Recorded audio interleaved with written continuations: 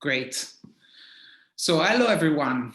Thanks for joining in this Thursday afternoon. Thanks to the participants that are joining the webinar live on this Thursday afternoon on the 8th of October. And thanks to the ones who are following us on YouTube, on the YouTube channel of the Municipality of Bologna.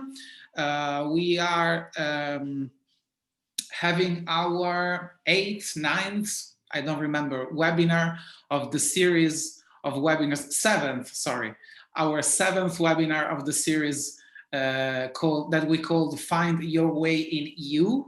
It's a series of webinars to better know and better orientate into the world of European projects and European funding.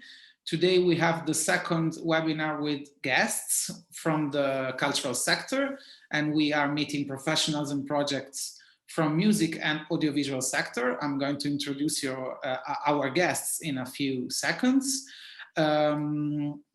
Just let me remember that this series of webinars are made possible by the Chebec project. It's an Interreg Med project that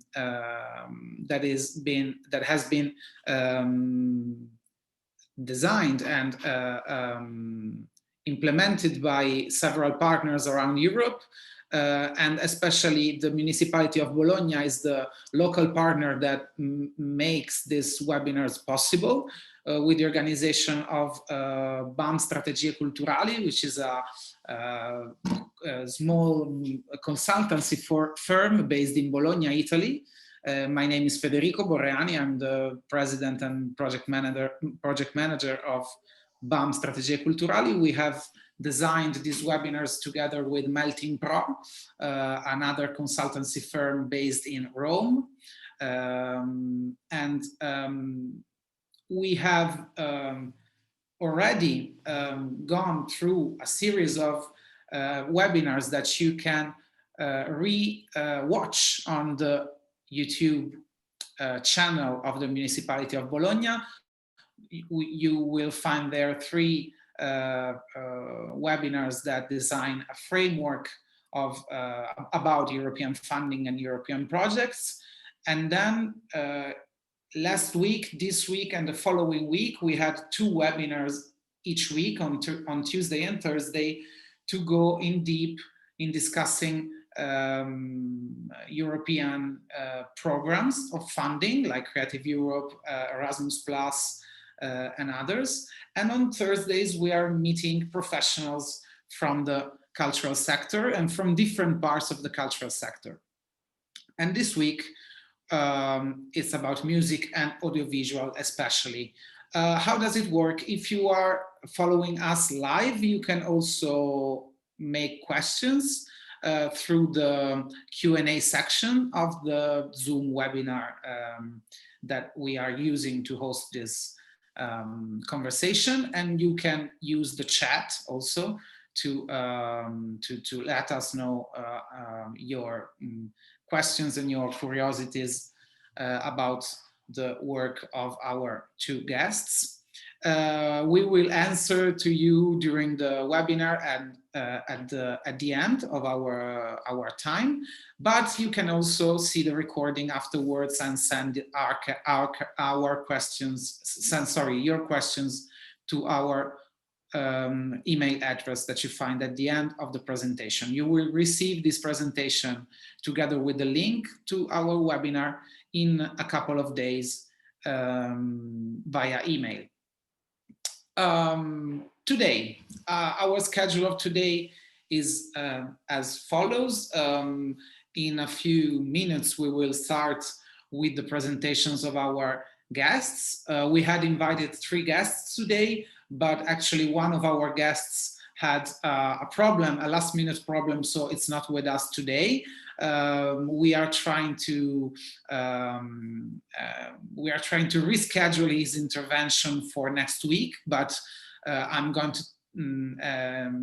to tell you something about his work later.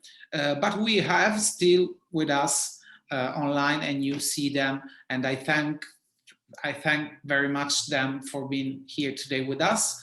Katia Giampaolo from Estragon, Bologna. Ciao, Katia. Ciao.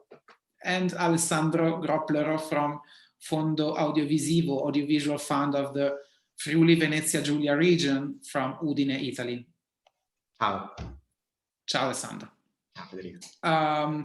We will have 2 interventions today, so almost 20-30 minutes of our 2 guests that will explain to us what they are working on, how the European projects shaped their activities, and how do they think that the European projects can contribute to the growth of the cultural sector in their specific field of expertise. That is the music for Katia and the audiovisual sector for Alessandro. Then I will pose some questions to our guests, and I think we will be finishing our webinar and closing our webinar around 6:30 tonight. If you are all ready and steady, we can start with the first intervention. That is, ladies first, the intervention of Katia. That I will ask to Katia to share her screen and her slides, or try to at least, because Katia prepared a slide presentation about the activities of Estragon, which is a very important music club of our city of Bologna. It's a place where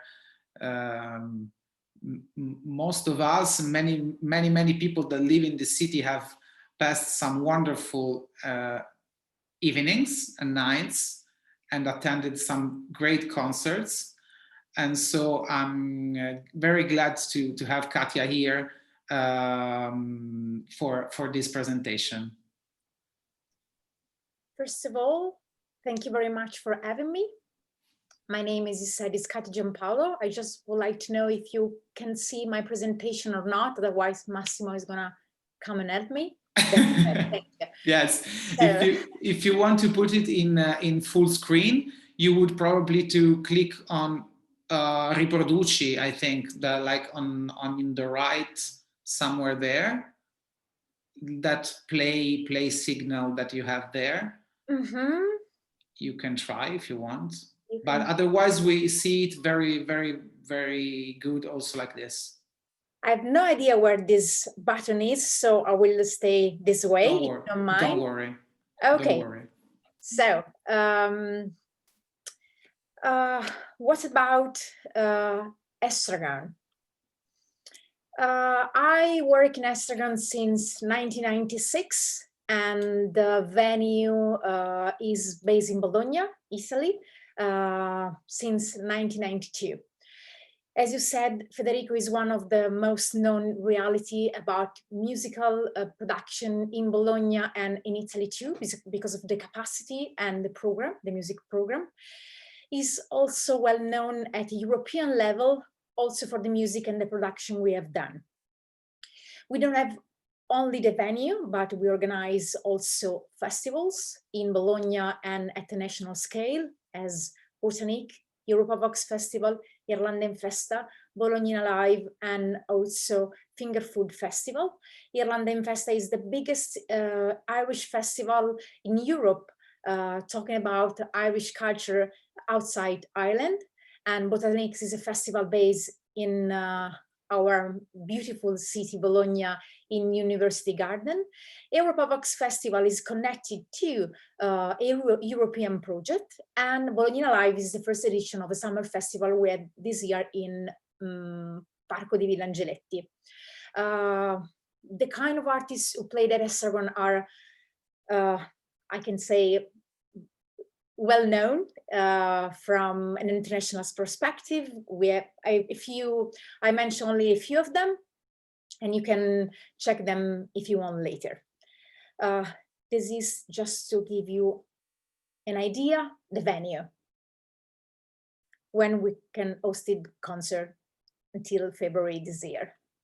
So we are talking about European opportunities, and I wanted to highlight my sector, the musical one. So I put on my schedule 5 European projects. The first one is, of course, EuropaVox for obvious reason. I am one of the members with Estragon. We are 7 partners. Italy, Estragon, France, Clermont-Ferrand, the main partner, so the country leader. Belgium with the venue called Botanique as our festival, but they are totally different. Romania is our new partner from this year. In the past 4 years, it was Greece, Athens, with the beautiful festival based in Athens, of course. Then Lithuania with Loftus, that is a venue, and it was also a festival. E-Music in Zagreb, Croatian, and VUC in Vienna, Austria. I put all the link active, so you can check later if you want to have a look at them. How we ended up working with an European project. In 2006, I started to travel outside Italy because I discovered in my mind that Italy was so small and Europe and the world was so big. So I put my backpack on my back and I went in France to discover this festival called EuropaVox. I met lots of partners. It was my first time abroad alone.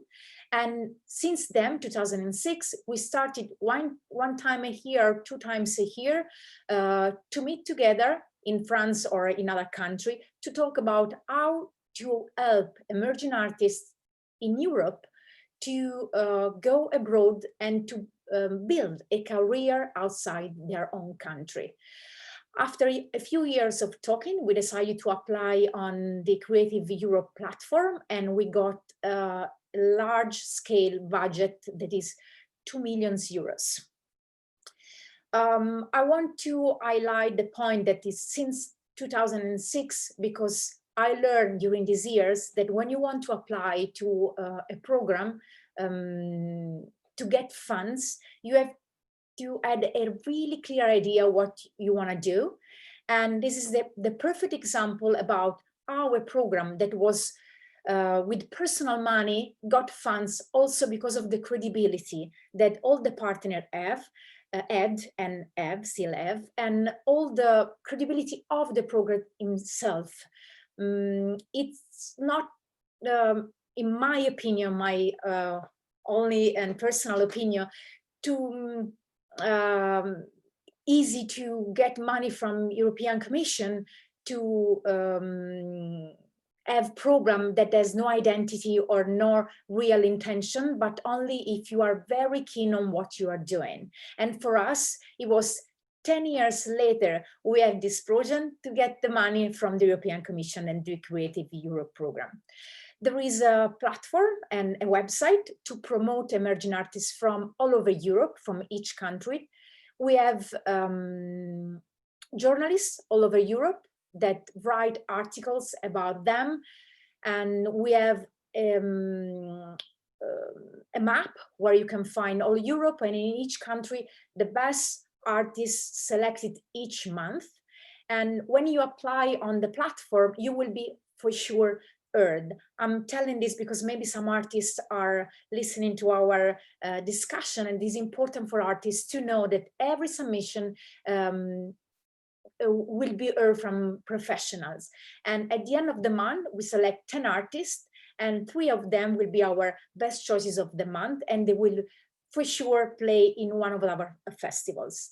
Besides the platform, we have 7 festivals in 7 countries, the partners countries, and we give around 10 artists the opportunity to play in a foreign country. This is important because, as you know, when you're an emergent one, to get heard, to be the chance to be heard, but in a good way, with professional behind you, it can give you a chance extra to play also in other countries after. If from Estragon I book a band from Lithuania and my professional colleague from Lithuania is coming, and not the Lithuanian one, the French one is coming to my festival and is discovering a Lithuanian band that he doesn't know and he thinks it's good, he can give them an opportunity to play also on the other countries. And I have lots of examples that I won't mention, but I have in my art of people who play in Bologna or in other partners festival who get the chance to play also for other partners and for other professional people in general who attended our festivals. Then I would like to introduce you Muse Moves Europe Talent Award.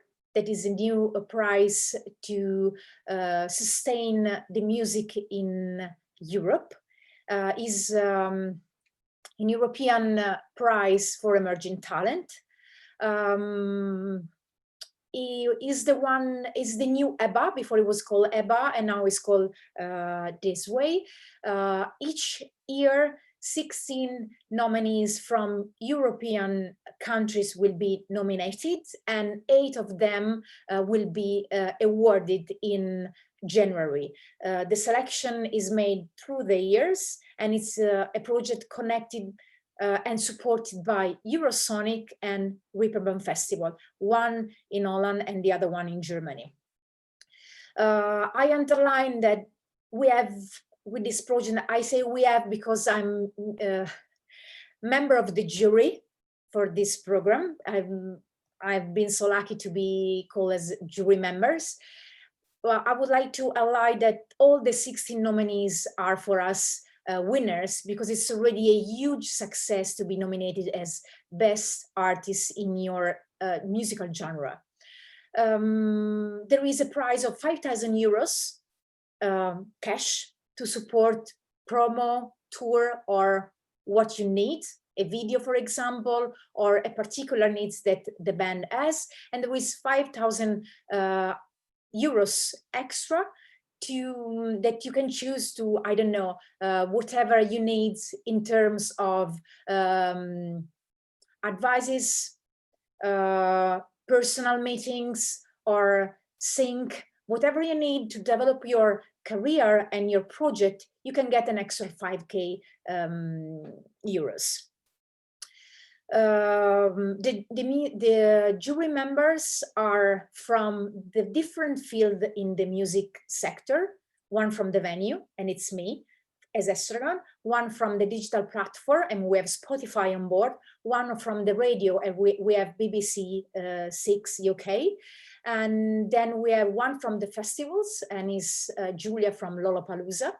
And we have a public choice or an artist that is chosen by the people who represent the artist itself. And this is another program with European funds that is very important for the artists and also for professionals to discover what is going on in other countries. Then there is INES, Innovation Network of European Showcases in Europe, and the project leader is GigMeet, that is a platform for artists and professionals based in Germany. They have different kind of subsidies, one for the showcase, so it's a kind of connection between Showcase Festival, and through the platform as artists, you can apply to go and be heard and discovered by the showcases, for example, Ment Festival in Ljubljana, Liverpool Sound City in Liverpool, or if I remember, we have an Italian members that it's Line Check in Milan, and lots of showcase festival all over Europe. There is a section for the professional or listen to us called Ines Pro. So you as professional can apply to go and be a guest in a showcase festival, and they cover a few budget to help you to travel. And there is the Ines Talent. There is a kind of iLive. I don't remember how many projects are chosen every year, but it's for artists to have an extra visibility during the whole year through the platform with the European attention. Then there is Live Europe. that is a kind of pun for venues across Europe.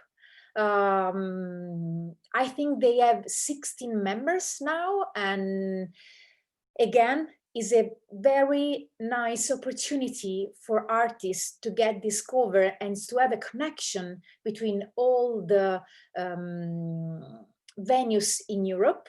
They host festival when they put artists on stage to give them the chance to be heard and discovered. Again, more like Europavox, but I can say all these platform and have something in common.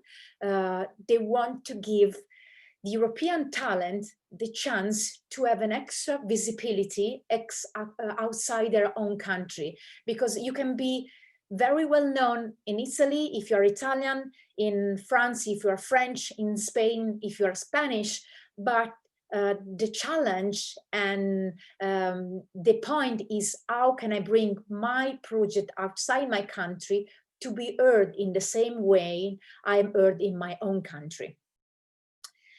Then there is an extra program that is called Live DMA, and it brings together 16 countries with 20 members, and it's a kind of meeting of association all over Europe that represents venues, clubs, and festivals, and it brings together a representation of more than 3,000 music among venues, clubs, and festivals.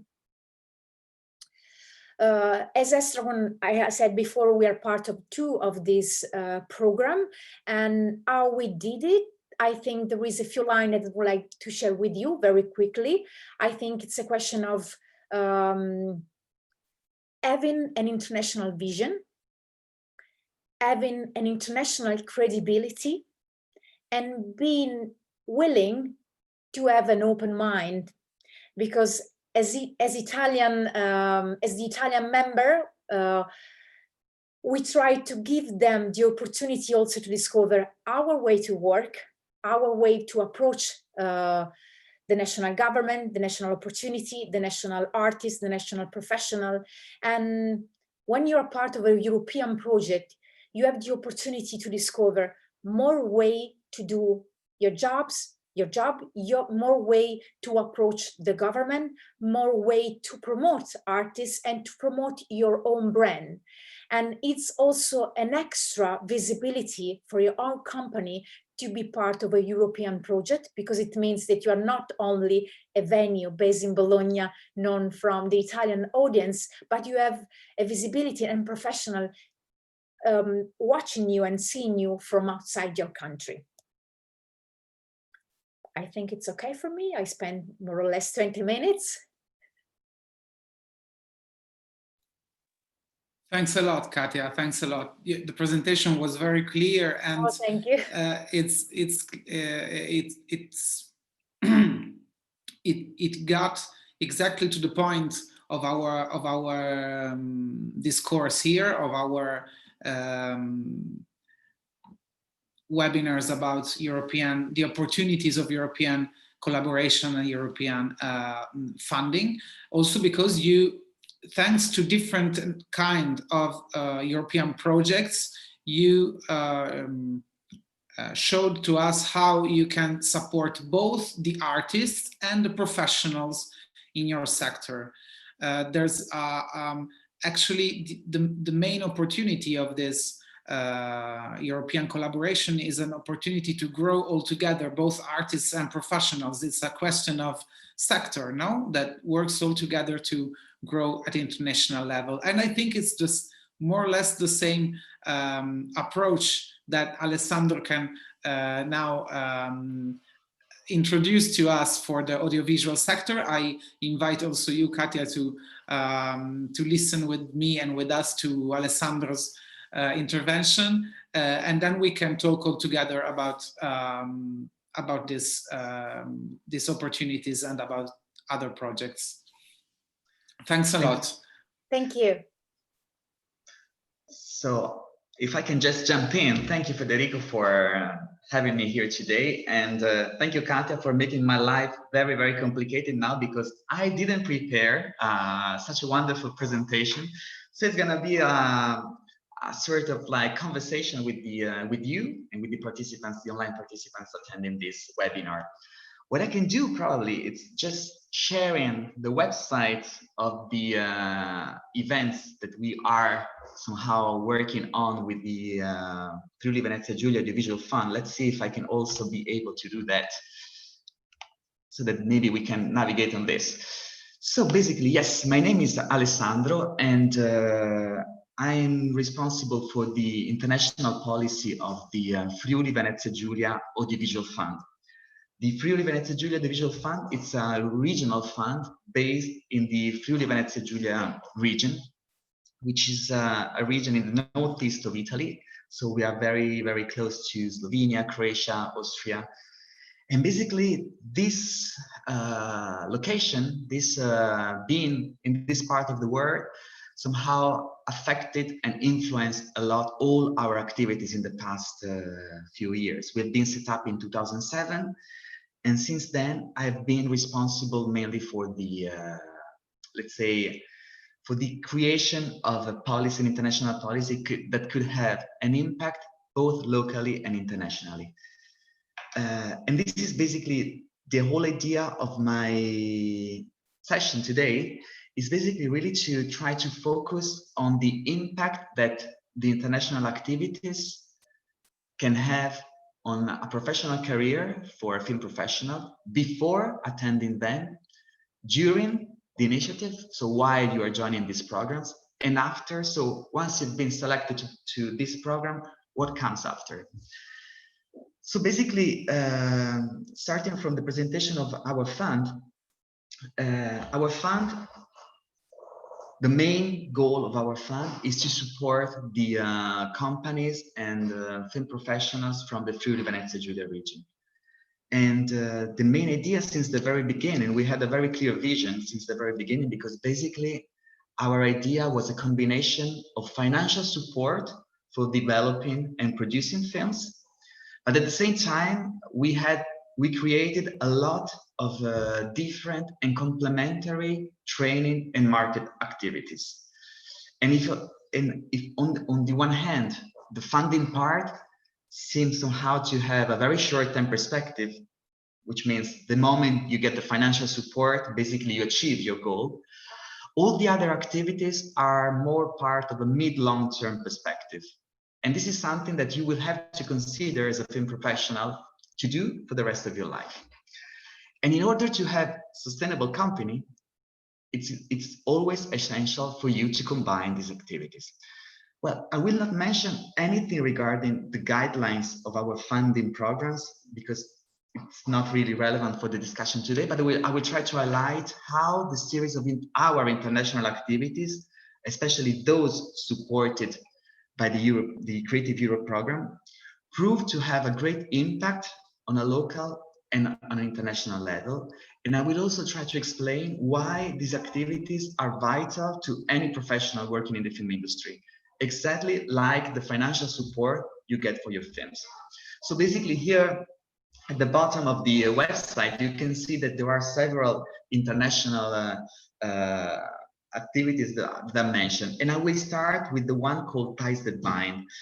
Ties That Bind was launched in 2009 by our fund. And as Katia said, it was exactly the same. We had exactly the same approach towards the idea of like boarding on this huge international project. The Ties That Bind, it's a workshop for Asian and European producers who are developing film projects and wish to somehow to collaborate. And the whole idea started by two main reasons. First of all, the existing players that already were working in this field. And in Udine, there is one of the most famous film festivals dedicated to Asia, dedicated to the Asian cinematography.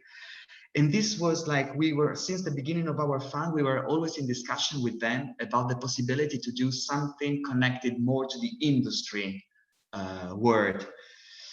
And we had several ideas. And then on that day, in that year, in 2009, the European Commission started a program called Media International that had as a focus the possibility to connect European countries with third countries, with all over the world.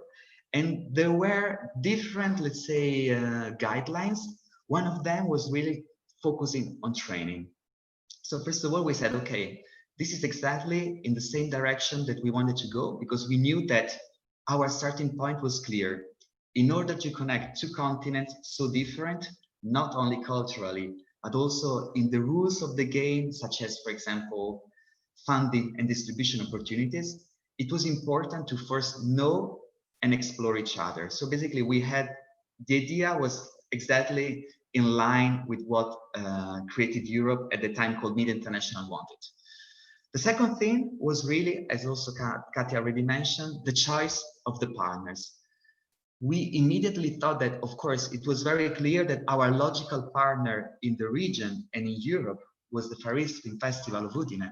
But we really needed to try to get on board a pedagogical partner who really proved in the past years to be like one of the leading training platforms in Europe. That's why we involved EAVE. EAVE is the main program in Europe for film producers, and it's a program that has been running for the past 30 years. So we contacted them, and they were exactly at the same time, they were launching a similar program connecting Europe with Latin America.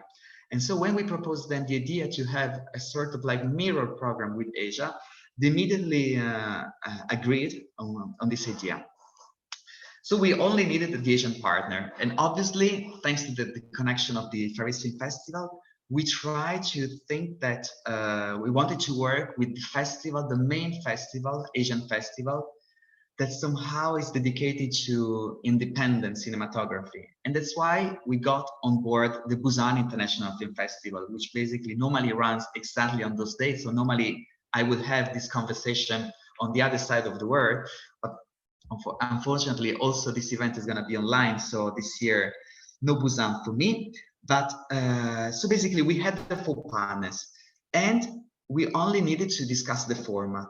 And the main idea, and this is the main philosophy also of EAVE in terms of pedagogical approach, was really to try, okay, what could be the best way to bring together 10, 15 film producers from all over the world, especially from Europe and Asia, and give them the chance to really get to know each other, get to know their project. So basically, one of the main focus of our program was to create a space that could be as inclusive as possible. And we created a space where everybody in the room had to read the projects of all the other participants and had to give feedback and comments and advice on what could be the further development of the projects. This is Tasted By, and this is basically this workshop that works on 2 residential sessions, one taking place in Europe and one taking place in Asia. So the participants, they develop their project throughout the whole year, and they work together with several experts from both continents. Since I don't want to just use these examples I don't want to use this time only to present these examples, but I also want to make the best use of these examples to explain why it is so important to participate in any training program in Europe. Because actually there are so many similar existing workshops in Europe, like Tasted By, that are targeting producers or directors or authors. And for all of these workshops, the primary benefits for any participants could be probably simply divided into categories: developing skills and developing projects, film projects. In terms of developing skills, any training program can really help to develop skills that any professional will use for the rest of his own or her own career. And in our case, the skills that we aim to develop are connected to script development, working with authors, the legal aspects of co-production, marketing strategy, how to choose and work with international sales agents, but also understanding the market potential of a film and where a film can travel. So basically, one aspect is absolutely developing skills. The second aspect, it's always, so basically the first thing is developing skills. And in a word, when we also sell our program, we always say that we develop producers. So we don't develop only films, we develop producers. But the other thing is, of course, that we develop producers and we develop skills by using as a tool the project that they are selected with. So we develop projects, and what we do, we offer concrete inputs and advice on the script. We offer concrete example of co-production strategy, so with whom it's possible to work on that project. And we offer a lot of recommendation for the people to work with, but also the people to avoid to work with. And we try to connect what are the best financial institutions that could be really could jump on board in any of these projects. But in such a competitive landscape, as you know, the film landscape is super competitive in terms of producers, in terms of projects. There are plenty of films that are always trying to be made and always trying to be seen. So in such a competitive landscape, the participation in one high-profile training experience, of course, is a key point to start. And being selected at these programs is not at all an easy task. But the thing important is that what entering in the state of mind of like, I want to apply to a training program means that you can already somehow, even that only considering to apply to this one of these programs might have a concrete benefit for you and your company. In fact, considering to apply to these workshops means really starting questioning yourself what type of professional you want to be in 5 years, in 10 years. And this really means a deep reflection on some of the following elements that I will mention. So basically, just the question, shall I apply to a training program? Yes, it means that you are considering what is your company business model. You are thinking, okay, what is the editorial line of my company? You're considering, okay, what are the talents I want to work with in the future? You are starting thinking, okay, how shall I best package my presentation for my projects? Another thing is that you start understanding what are your needs, and you're searching for the best answers to your needs. And one of the most important thing after you've been part of these programs is that you create a network for the rest of your life. In a way, you have a sort of like family you will work with for the rest of your life in terms of projects, in terms of developing the projects. And after also entering this world, of course, you will somehow be able to be more ambitious with the projects that you might develop further. But of course, once you develop at best your skills in your project, it is time to get some partners on board. And this is the primary aim of another type of activity that we as a film fund have also created, set up a few years ago, which is more connected to networking and market access. In our case, the activity that I'm now referring to is called When East Meets West. And basically, it's exactly what the title says. We try to connect East and West. So basically, we're trying to connect a bridge. We're trying to create a bridge where film professionals from Eastern Europe can work together with professionals from Western Europe. Also, this action has been supported since 2013 for an action called Access to Market from the program Creative Europe. The event in the past 10 years, we celebrated 10 years last year. The event, of course, proved to be very successful in terms especially of participation. And this meant that In the past 10 years, we've been bringing in Trieste, bringing together something like 550, 600 film professionals from all over the world. I will mainly, the event has several activities, which basically are covering the whole development and production stage. So basically we do select films that are in different stage of development, but also production and also post-production. And we try to find ways to help them in each single part, in each single stage. But I will mainly focus on our core activity, which is called Co-Production Forum. And basically the Co-Production Forum is a pitching event where we do select 20 projects in development, both documentaries and fiction projects, where the selected producers and directors, they have the chance to present publicly, they have the chance to present their own project to an audience of 400, 500 people. And in the audience, we normally try to find people that are very connected to the potential of the co-production potential of the project, which means that we try to bring in the audience other co-producers, fund representatives, sales agents, TV broadcasters, and festival programmers.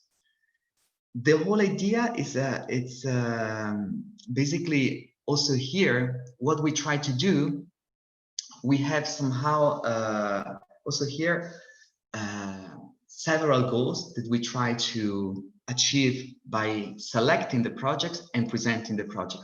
The first thing is that we try to connect participants, especially emerging participants, to decision makers. The idea of being part of these market and networking activities is basically not always related to the fund, to the money that you get, but to the access that you get. So the access to contacts, access to the key players, access to the people who really makes decisions. Secondly, another important thing of this type of events and why you should really go in these events is that you always get feedback.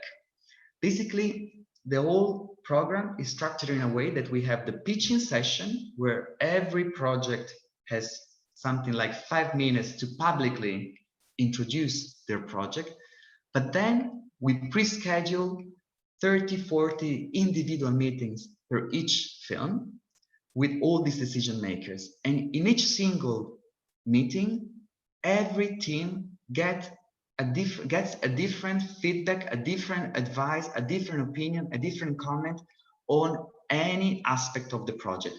It can be the script, it can be the financial strategy, it can be the possible co-production strategy. So participating in this type of international event, it's also a very good way to expose for the first time your project abroad to an international audience and collect some important feedback that, regardless the possibility to find partners, can help to develop further the project. One last important thing that you can also aim to have when you participate in this type of event is, of course, a nice thing is winning awards. Awards are always an important part of all these platforms, and they are important not only because, for example, in our platform we have several different awards, including cash awards that are very, very useful and beneficial for each project, of course, but we have other different type of awards, and regardless the amount, all these awards are very, very important because they function as a quality stamp. So basically, once you get an award, it's very easy that, especially on the, let's say, on the trades dedicated to the film industry, there will be a lot of buzz talking about you and your project, and which means that it's a quality stamp, and that can enable you to basically access other events, other platforms, and other key players. Also here, regarding co-production markets and networking events, I would say that there are several important aspects that you should consider regardless the event itself, so the participation of those 2-3 days in one co-production market. Because of course, as I said before, in speaking about training activities, with the training activity, you create sort of a family, a network that you will bring together for the rest of your life. And it's the network that you can trust for the rest of your life, because basically training activities are working always in a very safe environment. They're really, somehow they are collective, they're inclusive, and the main goal is really to protect you and to preserve your project. So basically you enter in touch with people that really you can work with the rest of your life. In co-production markets and in training and in networking activities, there is another aspect connected to the network, because the network is something that you have to nurture constantly. It's something that it's essential for you, especially as a filmmaker, as a producer, and you need to expand it, you need to update it. So being part of this network of the market, it's always vital and essential for your network. On the other hand, as training programs basically are more focusing on your needs and understanding your needs, participating in co-production markets can help you to understand better the ecosystem, the general landscape of the film landscape in Europe and beyond. Another important thing is that participating in these events can help you to position your company. It can help you to position your company because it's very clear to the audience in this case of industry professionals, to the audience to understand what type of company, what type of projects are you producing, and this is really helpful. So this is also a recommendation before applying to any co-production market. Be sure that it completely fits the characteristics and the features of your projects. Another thing is that, of course, as I was saying, in training program, you develop many skills, but also in markets, you learn easily different skills. For example, communication, pitching skills. You are really, most of the time, you go through workshops and programs, preparation program before pitching. And in a way, you really learn how to convey at best what is your project about, and especially why you want to make the project.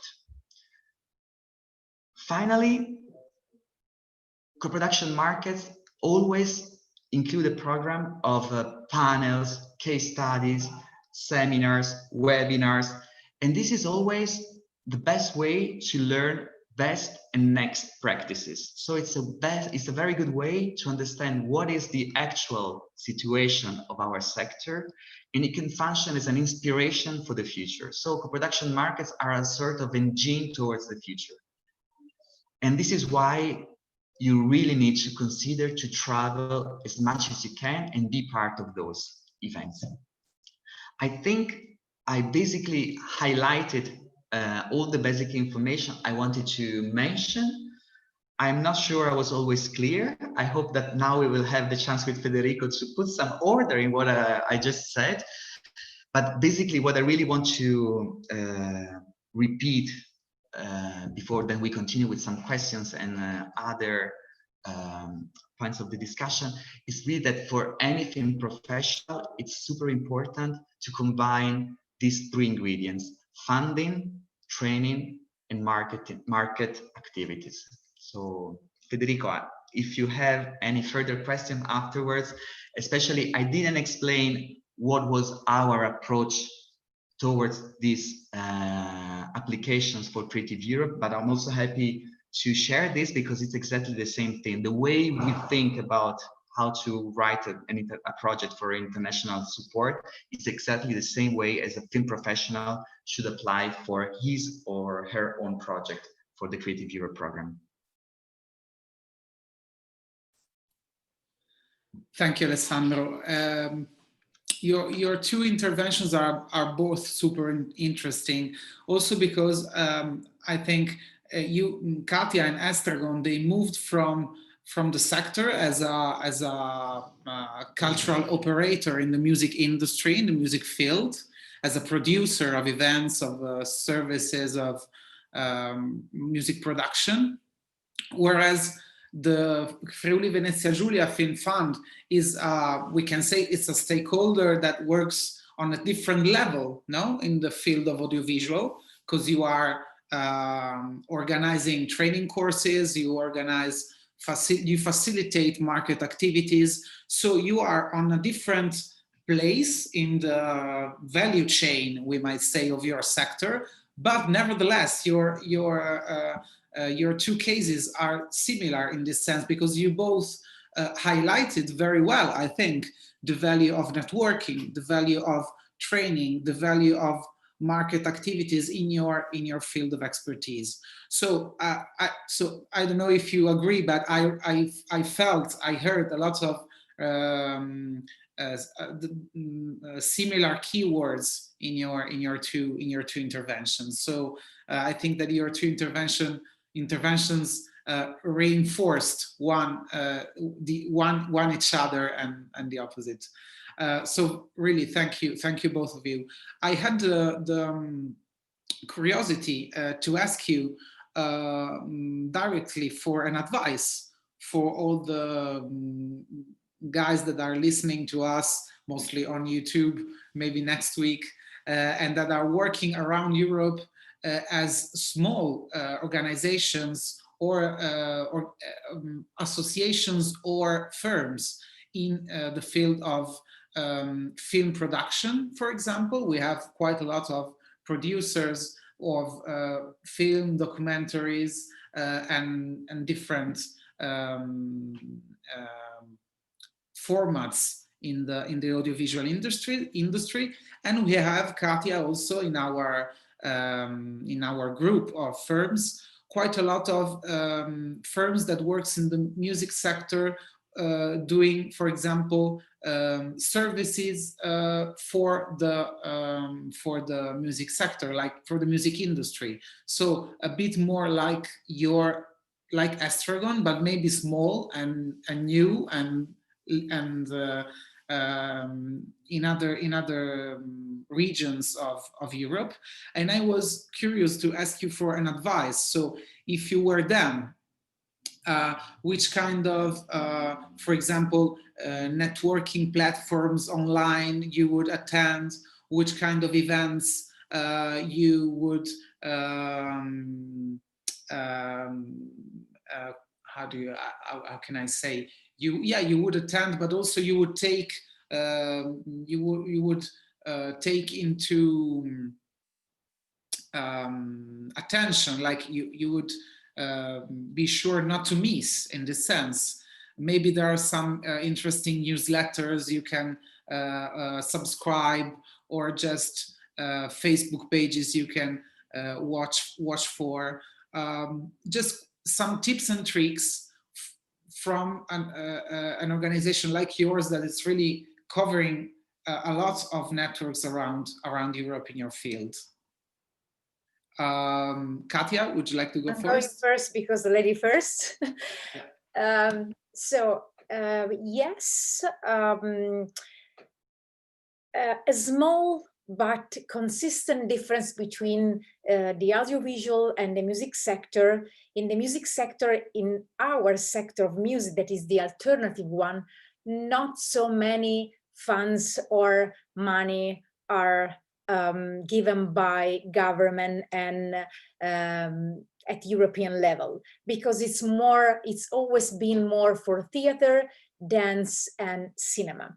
So the European funds are very, very important to develop, especially emerging artists, because it's an extra money that you can spend in a business that not at the beginning is giving you money back to cover the break-even, not to gain money, just to arrive at the break-even.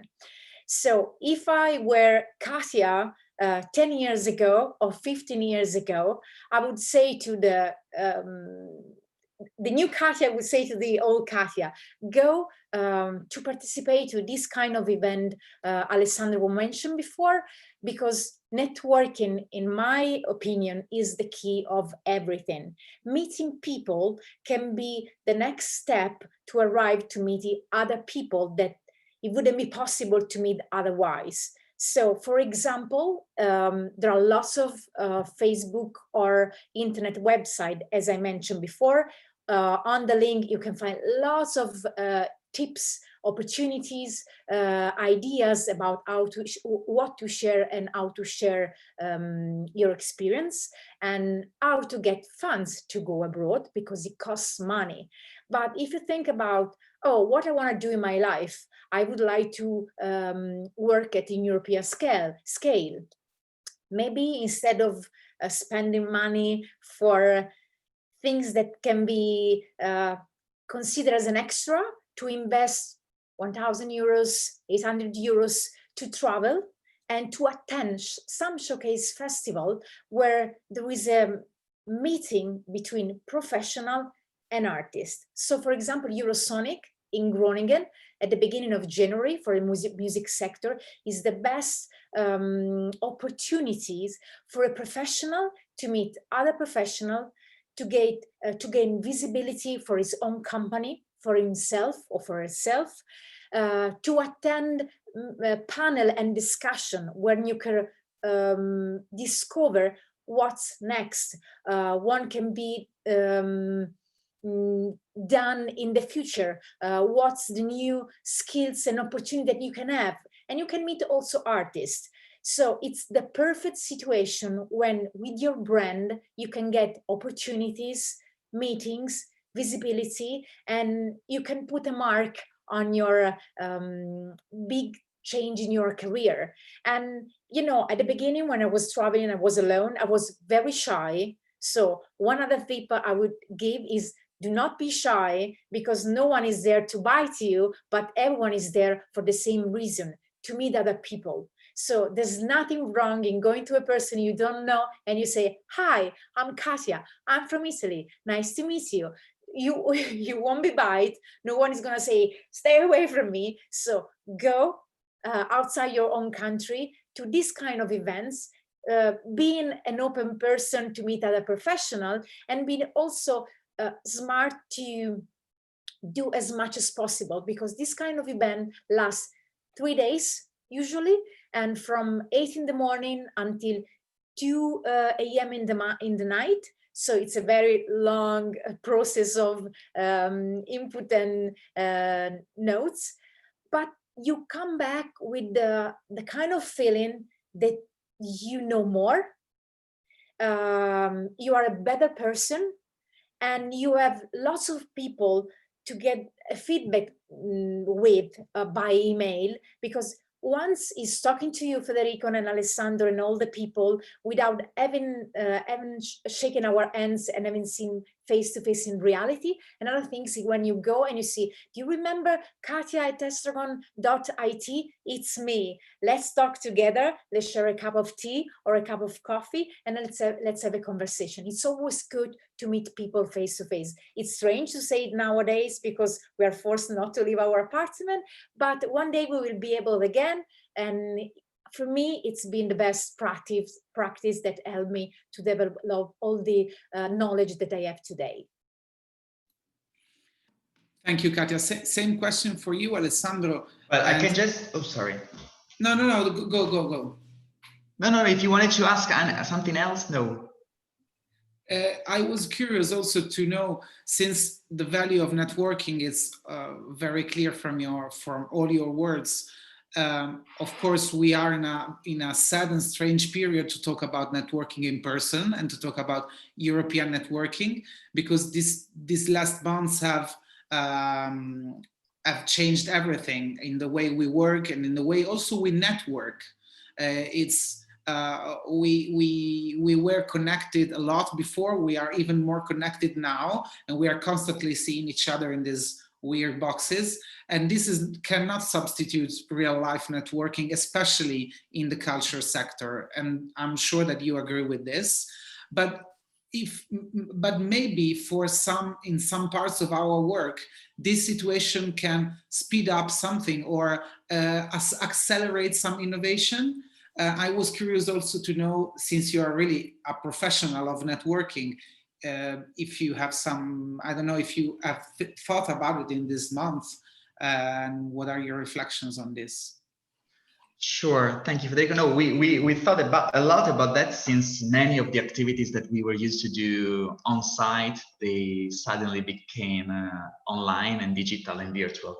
But before going into details about this, I just wanted to follow up on what Katia said, because I completely just subscribe what she said, because I live in Udine. Croatia is super close.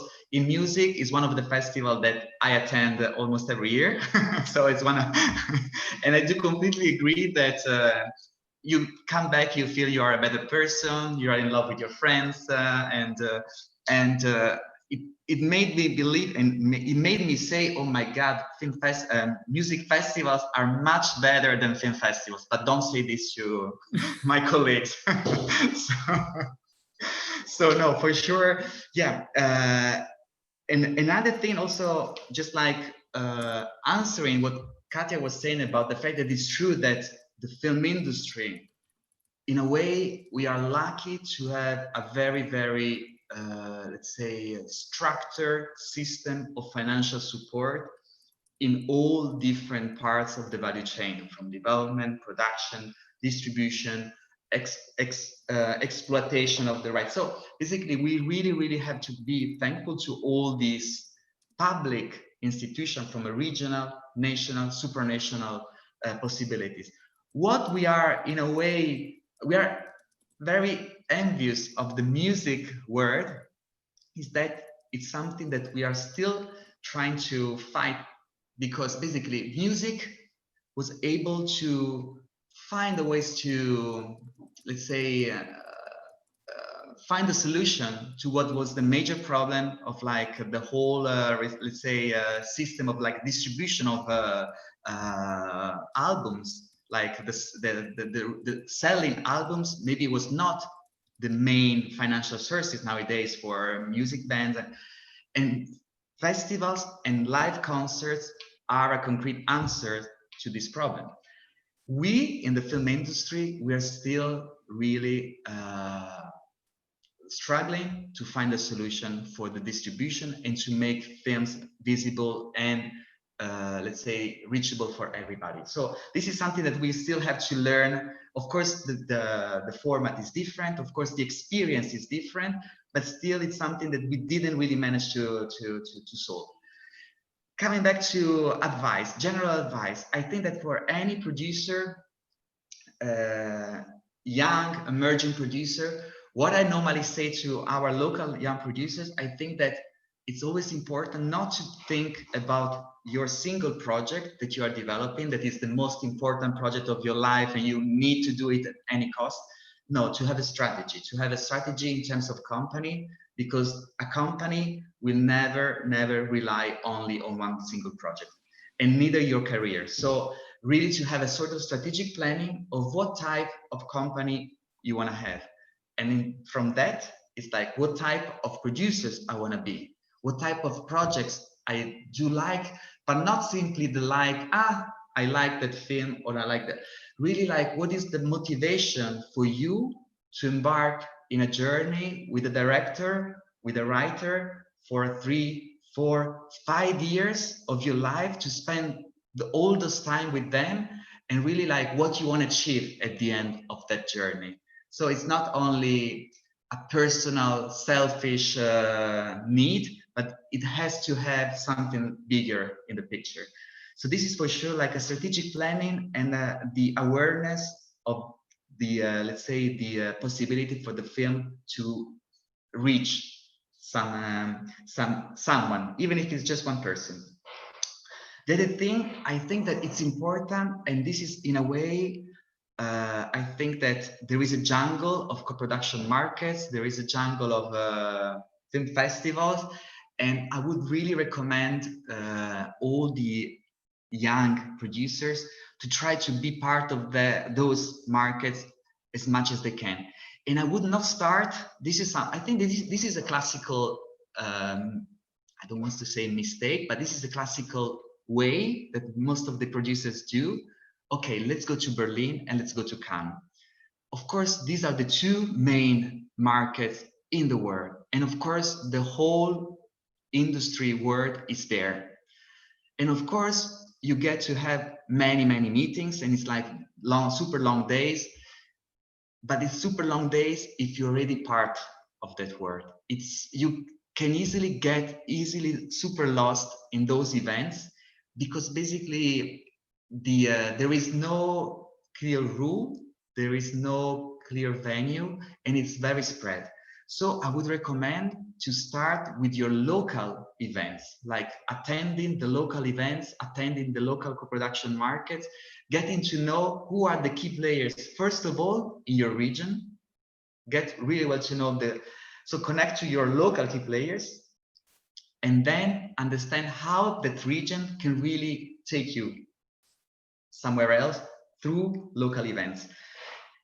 And then also one important thing is not just a matter of quality, but it's also a matter of feasibility and viability of the projects. So basically, a project not necessarily can be done because it's extremely wonderful or beautiful in terms of like from a creative perspective, but if it's not feasible, it's really complicated. And the feasibility is, of course, a part of your company. So it's you that you decide. For example, if I had to start now a company, a production company, I cannot imagine myself to start with a feature project of 3 million euros, because it's not that I'm not maybe able to collect them. Maybe I am also able to collect them, but I don't know if I'm able really to manage the whole process 5 years.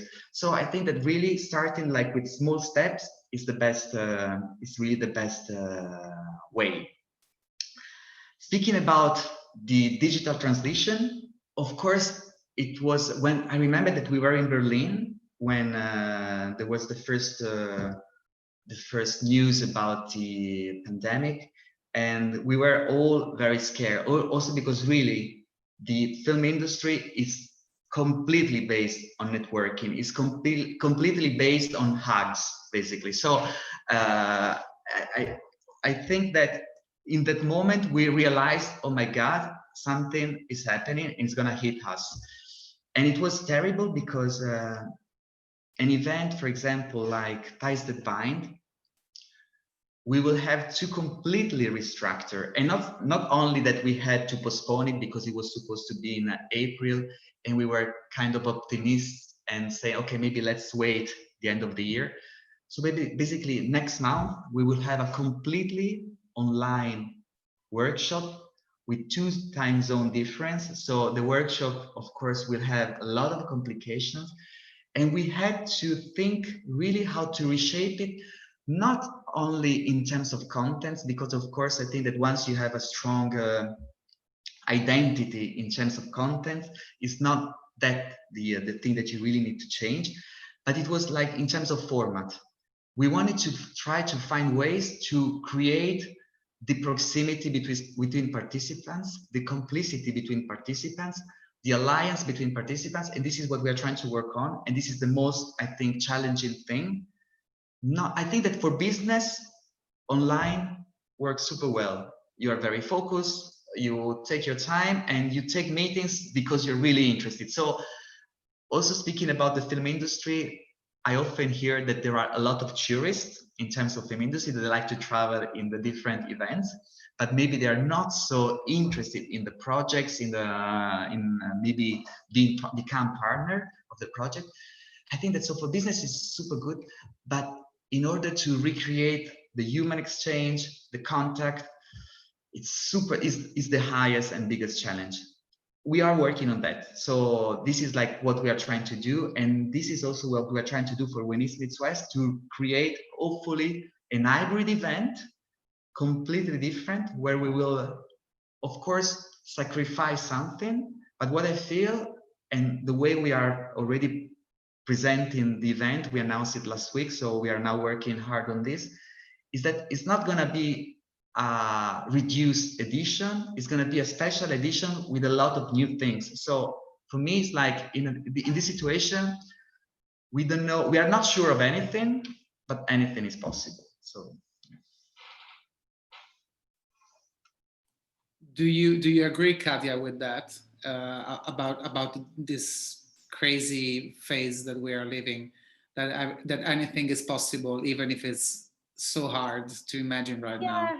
Yeah, I attended in the last 6 months lots of the conferences. I was used to go live in a virtual way, but coming from a music live venue where I experience music through my gut and through my heart and through my stomach, because I felt the vibe of the music. And that's the difference between listening to an album and attending a concert.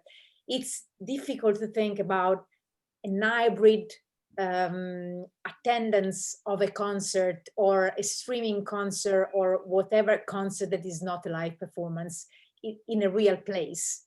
It could be another experience, but for sure not what we have experienced so far. Yeah, of course, we absolutely agree with that. Guys, I think we had quite a nice conversation. I'm very happy about it. I hope you are happy too. Yeah. Absolutely. I think that we covered most of the topics that we wanted to. I just, before saying goodbye, I wanted to share the screen for a moment, because we had to host another guest, and so I wanted to share his mail address, because he told me that he could not be here today, but he was very happy to receive questions or questions via email. So if someone wants to deep the questions of the video game industry, because Luca is right now working for his production agency that's called LKA, is based in Florence, and they are working right now on a new video game that is called Martha is Dead, that is coming out next year, and that received a grant from the European Union through the Creative Europe Media Program in the audio or in the video game development call last year. I hope that Luca can be with us next week in the last webinar, but if not, you can check the website, that is www.lka.it, and check the future projects, and also send him an email to ask about his experience also in the application of having this money from the production of this video game that is coming out next year. And then I would like to thank you a lot for being there with us. And I think that we stole you enough time, and so that we can let you go for tonight. And I thank you very much for being with us, Alessandro and Katia, both of you. Thank you so much. Grazie. Ciao. And thank you to the guys who watched us on live, and to all those that are following us on YouTube in the next weeks. I think we're done. Grazie. People who watch over us. Yeah, thank you. And thanks my colleague Massimo from the office, because I'm at home. So from the office that took care of the technical necessities. Bye-bye. See you next time. Ciao. Ciao.